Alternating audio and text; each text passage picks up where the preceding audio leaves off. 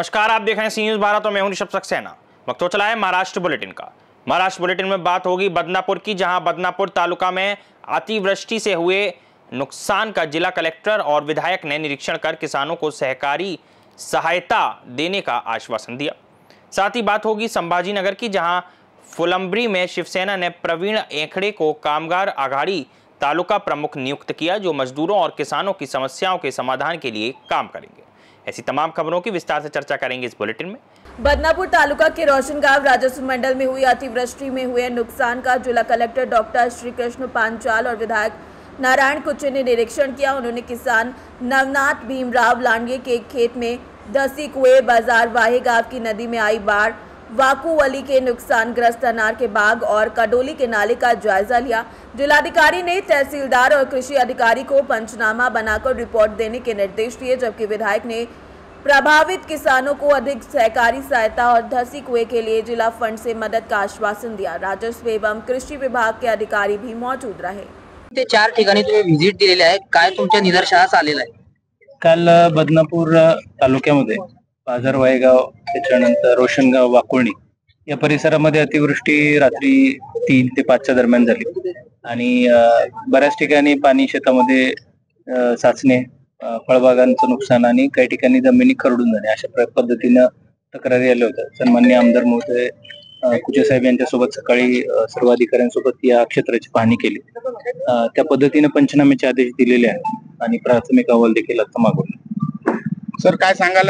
शेतकऱ्याच्या हातोनात नुकसान झालेलं आहे, अनेक जागेच्या जमिनी वाहून गेल्या, काहीच्या विहिरी देखील बुडून गेलेल्या आहेत। अशा वेळेस शेतकऱ्याच्या आर्थिक संकटात सापडलेल्या आहेत, प्रशासनातर्फे काय उपाययोजना केल्या जातील? इकडे बराचसा काळा मातीचा भाग आहे आणि विहिरी ज्या होत्या त्या जूनच्या पावसाच्या अंदाजानुसार चालू होत्या, त्यामुळं विहीर खचलेल्या आहेत। 7-8 ठिकाणी ज्या विहीर सध्या कामामध्ये होत्या, बऱ्यापैकी त्याचा कठडा बांधणं बाकी होतं। अशी एक विहिरीची आम्ही तपासणी केली आहे आणि ज्या ठिकाणी जमीन खरडून गेल्यात, पाण्याचा निचरा होण्यासाठी काही ठिकाणी पाणी साचलंय, त्या पद्धतीने काय उपाययोजना करता येतील ते करतोय आणि शासन निर्णयानुसार जो आपत्तीचा निर्णय आहे नैसर्गिक आपत्तीचा, त्यानुसार कारवाई करण्यात। काही जीवितहानी वगैरे काही जिल्हाभरात? जीवितहानी यापूर्वी झाली आहे। कालच्या घटनेमध्ये, कालच्या पावसामध्ये आणखीन कोणती रिपोर्टिंग नाही। जनावरांची हानी आहे घनसावंगी वगैरे काही भागामध्ये, त्या पद्धतीने त्याचे नुकसान उन्हे ग्रँट असते त्यामधून देण्यात। नागरिकांना काय आवाहन करणार आहात तुम्ही जिल्ह्यात? नागरिकांसाठी जे विजेच्या बाबतीत यावेळेस आपण पाहतोय की मागच्या वर्षीच्या तुलनेमध्ये या 20 दिवसामध्येच मृत्यू झालेले आहेत। 8 ते 9 मृत्यू हे जालना जिल्ह्यामध्ये झाले। मागच्या वर्षभरामध्ये तितके विजेमुळे झाले होते मृत्यू। तर विजेसाठी दामिनी ॲप आहे ते इन्स्टॉल करावं। त्याच पद्धतीनं जेव्हा पावसाचा अंदाज आहे तो ते देखील मंत्रालयाकडून मेसेज येतोय। काल सुद्धा दुपारी मेसेज आला होता आपल्या व्हॉट्सअपवर टेक्स्ट। तेव्हा सुरक्षित स्थळी राहावं। जे मोडकळीस आलेले घरं वगैरे असतील त्यांनी देखील पर्यायी व्यवस्था तशी करावी। जर तशी अडचण असेल तर ग्रामपंचायतला संपर्क साधावा आणि सुरक्षिततेच्या दृष्टीनं जेव्हा हे काही पावसाचे अलर्ट येतात काही ठराविक भागामध्ये, तेव्हा त्याला लक्ष देऊन त्या पद्धतीनं प्रशासनाला जी सूचना असतील त्याचं पालन करून सहकार्य करावं। आगामी काळात जी नैसर्गिक आपत्ती उद्भवणार आहे त्यासाठी जिल्हा प्रशासन कशा पद्धतीने सज्ज आहे? आपल्या जिल्ह्यामध्ये जे आपत्ती व्यवस्थापनासाठी लागणारं सर्व साहित्य आहे त्याची तपासणी केली आणि मागच्या वर्षामध्ये डीपीडीसी मध्ये मोठ्या प्रमाणामध्ये शासनाकडून देखील काही वस्तू आलेल्या आहेत आणि आपण डीपीडीसी मधून अत्याधुनिक साहित्य सगळं घेतलेलं आहे।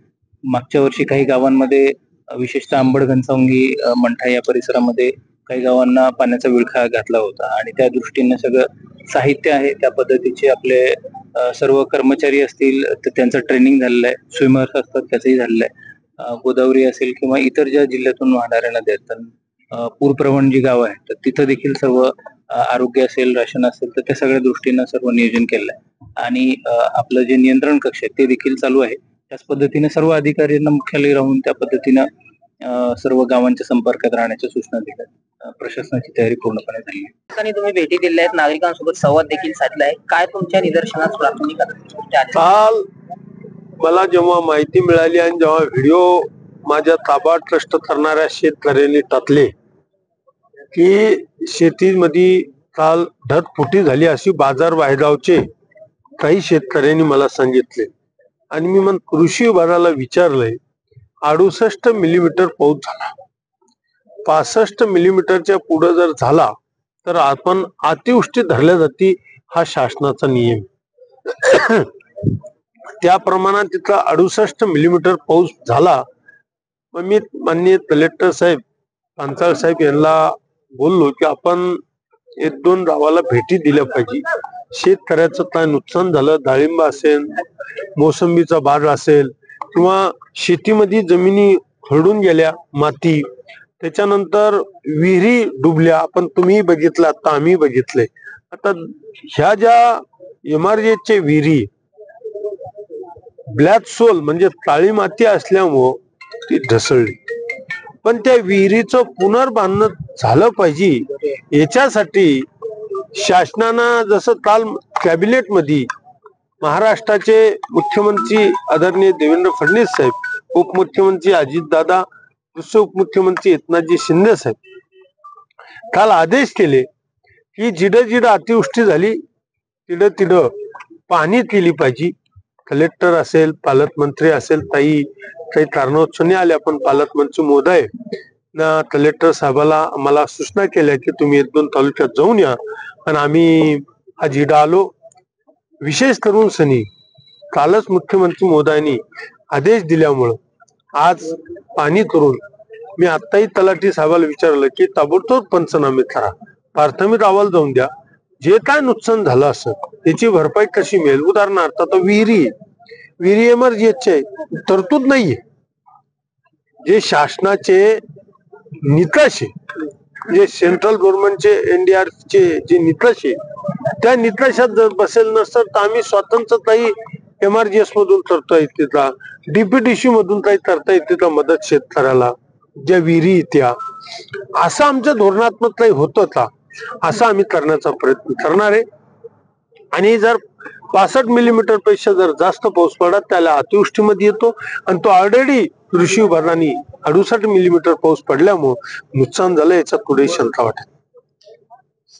सर मला सांगा, शेतकऱ्याचं पाहिलं तर वायगाव बाजारमध्ये शेतकऱ्याचं मोठ्या प्रमाणात नुकसान झालंय. चारा वाहून गेलाय, अनेकाच्या विहिरी जमिनी खरडून गेलेल्या आहे. फळबागासाठी वायगाव प्रसिद्ध आहे. तिथल्या फळबागासाठी मोठ्या प्रमाणात नुकसान झालेले. आता शेतकरी मात्र आता सरकारकडे कर्जमाफीची घोषणा करते किंवा मागणी करते. काय वाटतं तुम्हाला? 100% शेतकऱ्याचं नुकसान झालंय. आम्ही तेच पाणी केली, आता चाऱ्याचंही झालंय. वेळ प्रसंगी सरकार माझ्या ताबा ट्रस्ट करणारच, कर्जमाफी करणारच आहे, याच्या पुढे शंका नाही. बदनापुर से सी न्यूज संवाददाता यकीन शेख की रिपोर्ट। छत्रपति संभाजीनगर के फुलंब्री में उद्धव ठाकरे शिवसेना पार्टी ने प्रवीण एखंडे को कामगार अघाड़ी तालुका प्रमुख नियुक्त किया है।